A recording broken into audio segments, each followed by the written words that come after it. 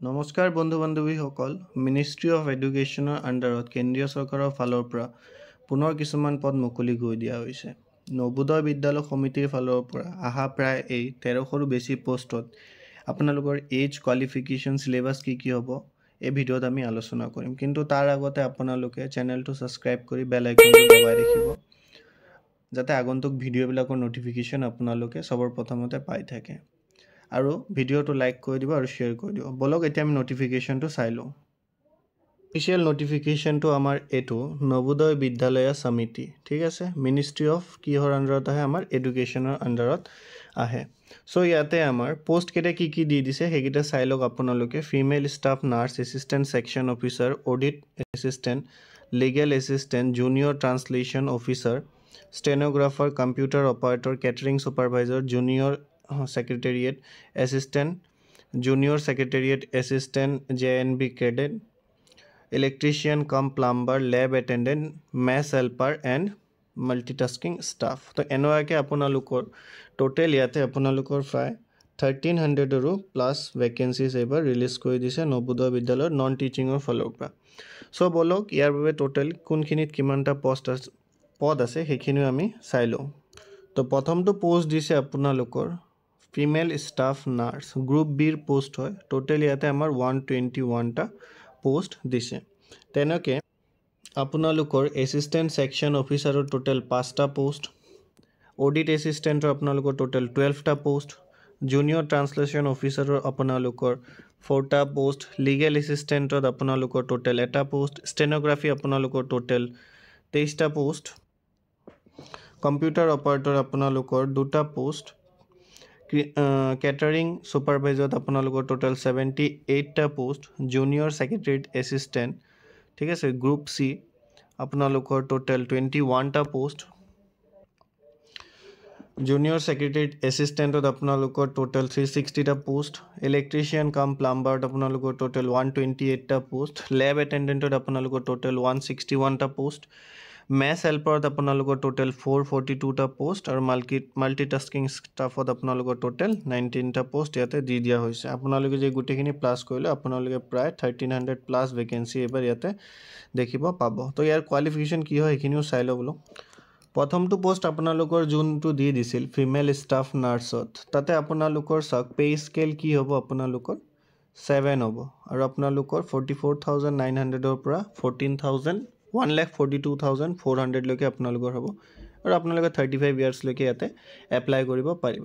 ইয়াতে আপোনালোকৰ কোৱালিফিকেশ্যনটো চাওক BSc honours in nursing from A recognised university লাগিব বা আপোনালোকে regular course in BSc nursing এনেকৈ হ'লেও আপোনালোকে এপ্লাই কৰিব পাৰিব। কিন্তু ডিজাইৰেবলত চাই লওক আপোনালোকৰ working knowledge of Hindi regional language and English আপোনালোকৰ এইখিনি থাকিলে আপোনালোকক বেছি প্ৰিফাৰেঞ্চ দিয়া হ'ব, ঠিক আছে। এছিষ্টেণ্ট ছিলেকশ্যন ছেকশ্যন অফিচাৰ যোনটো আছে সেইটো আপোনালোকৰ লেভেল 6 হয় পে স্কেল আৰু তাতে আপোনালোকৰ চাওক যিকোনো বেচেলাৰ ডিগ্ৰী কিন্তু আপোনালোকৰ লাগিবই এপ্লাই কৰিবৰ কাৰণে আৰু আপোনালোকৰ কিন্তু ইয়াতে এক্সপিৰিয়েঞ্চটোও লাগিব 3 years experience in administrative financial matters in central government autonomous organisation under the central government. So' আপোনালোকৰ এইখিনি লাগিব, তেতিয়াহে আপোনালোকে ইয়াতে এপ্লাই কৰিব পাৰিব। থাৰ্ড পোষ্ট যোনটো দি দিছে আপোনালোকৰ অডিট এছিষ্টেণ্ট, তাৰ কাৰণে আপোনালোকে চাওক পে স্কেল 6 হ'ব। আপোনালোকৰ চেলাৰী 35,400ৰ পৰা 1,12,400লৈকে হ'ব। আপোনালোকৰ এজটো কিমান হ'ব? 18 to 13 year হ'ব লাগিব, ঠিক আছে। তাৰ ভিতৰত আপোনালোকে হ'ব লাগিব if you are a unreserved category. Age relaxation আছে সেইখিনি আপোনালোক পিছত দেখাই আছোঁ। কোৱালিফিকেশ্যন আপোনালোকৰ কি লাগিব? BCom লাগিব, তেতিয়াহ'লে আপোনালোকে এপ্লাই কৰি দিব পাৰিব। কিন্তু ইয়াতে মনত ৰাখিব আপোনালোকক 3 years এক্সপিৰিয়েঞ্চ যদি আছে আপোনালোকৰ accounts working in a government or semi গভৰ্ণমেণ্টৰ অট'নমাছ অৰ্গেনাইজেশ্যন, তেতিয়া আপোনালোকক প্ৰিফাৰেঞ্চ দিয়া হ'ব কিন্তু, ঠিক আছে। তেনেকৈ যদি জুনিয়ৰ আপোনালোকে ট্ৰান্সলেটৰ অফিচাৰত চাওঁ, ইয়াতো আপোনালোকৰ লেভেল 6 হয়, চেলাৰীটো ছেইম হয় আপোনালোকৰ একাউণ্ট অফিচাৰৰ নিচিনা। ইয়াতে আপোনালোকৰ কি দিছে? মাষ্টাৰ ডিগ্ৰী আপোনালোকৰ থাকিব লাগিব, ৰেকগনাইজড হিন্দী বা ইংলিছত আপোনালোকৰ মাষ্টাৰ ডিগ্ৰী থাকিব লাগিব, অ'কে। তেনেকৈ লিগেল এছিষ্টেণ্ট যোনটো আপোনালোকৰ আছে তাতে আপোনালোকৰ degree in law' from A recognised university, আপোনালোকে মানে ল'ৰ যোনটো হয় সেইটো LLB আপোনালোকে পাছড আউট হ'ব লাগিব আপোনালোকৰ লেভেল 6 হ'ব স্যালাৰি সেম ওপৰটোৰ দৰে হ'ব আপোনালোকৰ এজ টু 23 পৰা 35 ৰ মাজত হ'ব লাগিব কিন্তু আপোনালোকক কম্পিউটাৰ নলেজ আৰু আপোনালোকৰ হিন্দী ইংলিছ দুইটাতে নলেজ থাকাটো দৰকাৰ তেতিয়ালৈকে আপোনালোকক ডিজায়াৰেবল মানে প্ৰিফাৰেন্স দিয়া হ'ব ঠিক তেনেকৈ ষ্টেনোগ্ৰাফাৰৰ পোষ্ট আছে আপোনালোকৰ লেভেল 4 হয় সো স্যালাৰিটো আপোনালোকৰ যেহেতু অলপ কম হ'ব 25500 ৰ পৰা 81100 লৈকে হ'ব আৰু আপোনালোকৰ এজ টু 18 টু 27 হ'ব লাগিব আৰু আপোনালোকে ইয়াৰ বাবে 12 পাস হ'লে আপোনালোকৰ এপ্লাই কৰিব পাৰিব ঠিক আছে ডিক্টেশন আপোনালোকৰ কি দিছে চাওক 10 মিনিটত আপোনালোকে 80 ৱৰ্ড পাৰ মিনিটত আপোনালোকে কি কৰিব পাৰিব লিখিব পাৰিব লাগিব কম্পিউটাৰ অপাৰেটৰ তেনেকৈ দি দিছে আপোনালোকে মাষ্টাৰ ডিগ্ৰী আপোনালোকৰ লাগিব ঠিক আছে মাষ্টাৰ ডিগ্ৰী আপোনালোকৰ কিহত লাগিব কম্পিউটাৰ অপাৰেটৰৰ কাৰণে আপোনালোকৰ লেভেল 4 হ'ব স্যালাৰি 25500 ৰ পৰা 81100 লৈকে হ'ব আৰু ইয়াতে আপোনালোকৰ BCA বা BSc computer science IT from A recognised university বা আপোনালোকে BA বা BTech মানে আপোনালোকে ইঞ্জিনিয়াৰিং যে কম্পিউটাৰ কৰিছে তেতিয়া আপোনালোকে এপ্লাই কৰিব পাৰিব কেটাৰিং সুপাৰভাইজাৰৰ কাৰণে আপোনালোকৰ চাওক কি হ'ব লাগিব bachelor degree in hotel management আপোনালোকৰ হ'ব লাগিব ঠিক আছে আৰু আপোনালোকৰ ইয়াত আৰু এটা কোৱালিফিকেশন হ'ব trade proficiency certificate in catering with a minimum of 10 years service in defence service of a regular establishment ঠিক আছে আৰু ইয়াতে আপোনালোকৰ পে স্কেল লেভেল 4 হ'ব আৰু স্যালাৰি 25500 ৰ পৰা 81100 লৈকে হ'ব আপোনালোকে 35 ইয়াৰ্স লৈকে ইয়াতে এপ্লাই কৰিব পাৰিব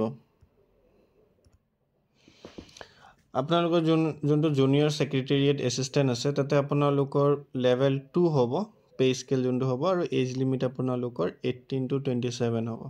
আপোনালোকে 12 পাস হ'লে ইয়াতে এপ্লাই কৰিব পাৰিব কিন্তু মনত ৰাখিব ইয়াতে আপোনালোকে টাইপ ৰাইটিং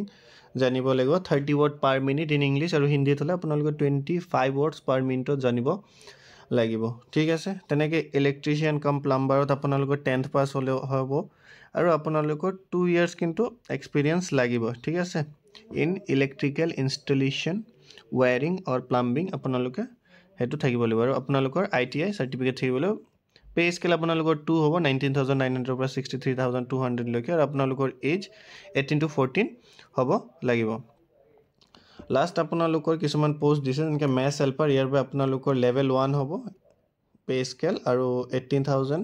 পৰা স্যালাৰি আপোনালোকৰ 156,900 লৈকে হ'ব আপোনালোকৰ এজ 18 টু 13 হ'ব লাগিব আপোনালোকে জাস্ট মেট্ৰিকুলেশ্যন পাস আৰু তাৰ লগতে আপোনালোকৰ 5 ইয়াৰ্স এক্সপেৰিয়েন্স লাগিব মেথছ বা স্কুল মেথছত ঠিক আছে যোনটো আপোনালোকৰ লাষ্ট MTS ৰ পোষ্ট দিছে হেতুৰ কাৰণে আপোনালোকৰ কি দিছে টোটাল লেভেল 4 হ'ব লেভেল 1 হ'ব আপোনালোকৰ পে স্কেল স্যালাৰিও সেম আগৰ দৰে মেথছ হেল্পাৰৰ দৰে সেমে হ'ব এজ লিমিট আপোনালোকৰ 18 টু 13 দিয়া হৈছে আৰু আপোনালোকে জাস্ট ক্লাছ 10th পাস হ'লে কিন্তু ইয়াতে এপ্লাই কৰিব পাৰিব সো আপোনালোকৰ বাবে ভালে সুযোগ যেহেতু সেন্ট্ৰেল গভৰ্ণমেন্টৰ চাকৰি হয় ইয়াতে আপোনালোকৰ কি দি দিছে চাওক আপোনালোকৰ SC ST সকলৰ কাৰণে 5 ইয়াৰ্স এজ ৰিলেক্সেশন আৰু OBC সকলৰ কাৰণে আপোনালোকৰ 3 ইয়াৰ্স এজ ৰিলেক্সেশন দি দিছে যোনটো আমি সকলো ধৰণতে এক্সাম বিলাকত দেখাই পাওঁ আপোনালোকৰ যোনটো মোড অফ সিলেকশন দিছে ঠিক আছে হেতুৰ কাৰণে আপোনালোকে যে লিগেল এসিস্ট্যান্ট হয় তেতিয়া হলে আপোনালোকৰ দুটা হ'ব এটা হ'ব আপোনালোকৰ কম্পিটিটিভ এক্সাম ঠিক আছে আৰু তাৰপিছত আপোনালোকৰ ইন্টাৰভিউ হ'ব কিন্তু বাকি যিমান পোষ্ট দিছে তাৰ কাৰণে আপোনালোকৰ অনলি কম্পিটিটিভ এক্সামৰ যোনটো আপোনালোকৰ CBT হ'ব বা আপোনালোকৰ যোনটো এক্সাম হ'ব তাৰ পৰা আপোনালোকৰ কি হ'ব সিলেকশন কৰা হ'ব আৰু আপোনালোকৰ যোন কেটা পোষ্ট আছে যেনেকৈ ষ্টেনোগ্ৰাফাৰ জুনিয়ৰ সেক্ৰেটাৰিয়েট এসিস্ট্যান্ট সেইখিনিত কিন্তু আপোনালোকৰ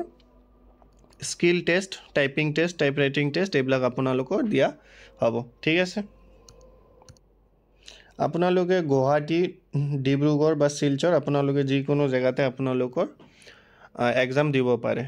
ঠিক আছে ইয়াৰ কাৰণে মানে অসমতে আপোনালোকে এক্সাম দিব পাৰিব এটা আপোনালোকৰ চাওক এক্সামত কি দিয়া হ'ব সেইখিনি দি দিছে আপোনালোকৰ যোনটো ষ্টাফ নাৰ্ছ হ'ব তাতে আপোনালোকৰ ৰিজনিং এবিলিটি আপোনালোকৰ 15 মাৰ্কস তেনেকৈ আপোনালোকৰ জেনাৰেল এৱাৰনেছ আৰু কাৰেন্ট এফেয়াৰ্ছৰ 15 মাৰ্কস আৰু আপোনালোকৰ ল্যাঙ্গুৱেজৰ ওপৰত আপোনালোকৰ 20 মাৰ্কস তেনেকৈ আপোনালোকৰ সাবজেক্ট নলেজ মানে আপোনালোকৰ যোনখিনি সাবজেক্ট হ'ব তাৰ পৰা আপোনালোকৰ 70 টা কোৱেশ্চন 70 মাৰ্কস দি দিব আৰু টোটাল 120 মাৰ্কস আপোনালোকৰ এক্সাম হ'ব তেনেকৈ ধৰে সকলো এক্সামৰ আপোনালোকৰ কেনেকৈ হ'ব এইখিনি দি দিছে মই আৰু অফিচিয়েল যোনটো নটিফিকেশন ডাউনলোড লিংক হেতু আপোনালোকক দি দিম তাৰ পৰা গৈ আপোনালোকে চাই ল'ব পাৰিব ইয়াতে আপোনালোকে চাওক এপ্লাই কেনেকৈ কৰিব পাৰিব আপোনালোকে এপ্লাই অনলাইনত কৰিব লাগিব www.novodaya.gov.in গৈ আপোনালোকে ইয়াতে এপ্লাই কৰিব লাগিব এপ্লিকেশ্যন ফিছৰ ফালে যদি আপোনালোকে চাই আপোনালোকে যে আনৰিজাৰ্ভ কেটেগৰী বা OBC বা EWS হয় তেতিয়াহ'লে আপোনালোকে কি কৰিব লাগিব ফিমেল ষ্টাফ নাৰ্ছৰ কাৰণে আপোনালোকে টোটেল 1500 रुपीस पे কৰিব লাগিব আৰু বাকি পোষ্ট কেইটাত যে আপোনালোকে এপ্লাই কৰে আপোনালোকে 1000 পে কৰিব লাগিব ঠিক আছে আপোনালোকে যে ST SC হয় আপোনালোকে যিকোনো পোষ্টতে যদি এপ্লাই কৰে সো আপোনালোকৰ 500 এপ্লিকেশ্যন ফি দিব লাগিব আৰু ইয়াৰ এপ্লাই প্ৰক্ৰিয়া অলৰেডি চলি আছে আপোনালোকে ইয়াতে এপ্লাই কৰিব পাৰিব লাষ্ট 30 এপ্ৰিল লৈকে আপোনালোকৰ লাষ্ট ডেট দিয়া হৈছে তো তাতে আপোনালোকে গৈ এপ্লাই কৰিব পাৰিব ঠিক আছে 30 এপ্ৰিল লৈকে আপোনালোকে কি কৰিব পাৰিব এপ্লাই কৰিব ইয়াতে পাৰিব এটো আপোনালোকৰ অফিচিয়েল যোনটো আপোনালোকৰ পেজ হয় হেতু দি দিয়া হৈছে অফিচিয়েল পেজত গৈ আপোনালোকে ইয়াতে click here for various non teaching staff click কৰিব তো ইয়াতে আপোনালোকৰ এটো খুল খাব সো ইয়াতে গৈ আপোনালোকে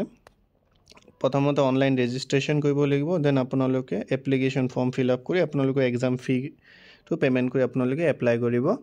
পাৰিব সো এইখিনি আছিল আজিৰ ভিডিওটো তো ভিডিওটো লাইক কৰি দিব আৰু ফ্ৰেণ্ড সকলৰ মাজত শ্বেয়াৰ কৰি দিব আৰু চেনেলটো সাবস্ক্ৰাইব কৰি দিব ধন্যবাদ